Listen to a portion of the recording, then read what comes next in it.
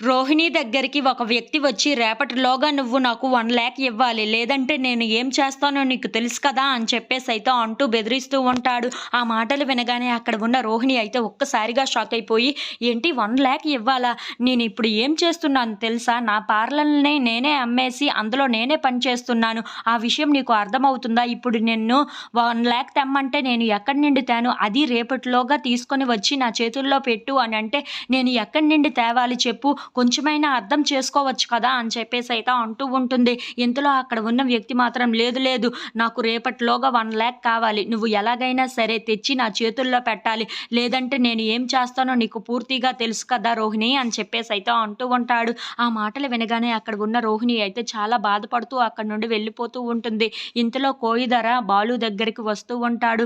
"ఏంటివయ్యా, నీ జాతకం చాలా గొప్పది. నువ్వు అనుకున్నవన్నీ జరుగుతాయి తెలుసా" అని చెప్పేసైతే అంటూ ఉంటాడు. ఆ మాటలు విని అక్కడ ఉన్న బాలు అయితే పట్టించుకోకుండా పక్కకు తిరిగిపోతూ ఉంటాడు. ఇంతలో అక్కడ ఉన్న కోయిదొర మాత్రం, "అవును, నీ జాతకమైతే చాలా గొప్పది. నువ్వు అనుకున్నవన్నీ నీ దగ్గరికే వస్తాయి. కానీ నీ నోటు దురుసుని కొంచెం తగ్గించుకుంటే చాలా మంచిది" అని చెప్పేసైతే అంటూ ఉంటాడు. ఆ మాటలు వినగానే అక్కడ ఉన్న బాలు అయితే అతని వైపు అలా చూస్తూ ఉండిపోతాడు. "రానున్న వారం రోజుల్లో నీకు చాలా మంచి రోజులే ఉన్నాయి. కానీ నీ నోటి దురుసు వల్ల నీకే చాలా పెద్ద అపాయకరమైన ప్రమాదం ఉంది. అందుకే నువ్వు చాలా జాగ్రత్తగా ఉండాల్సి ఉంటుంది" అని చెప్పేసైతే అంటూ ఉంటాడు. ఇంతలో ఆ మాటలు విని అక్కడ ఉన్న బాలు అయితే ఒక్కసారిగా షాక్ అయిపోతూ ఉంటాడు. "అవును, నేను చెప్తుంది నిజం.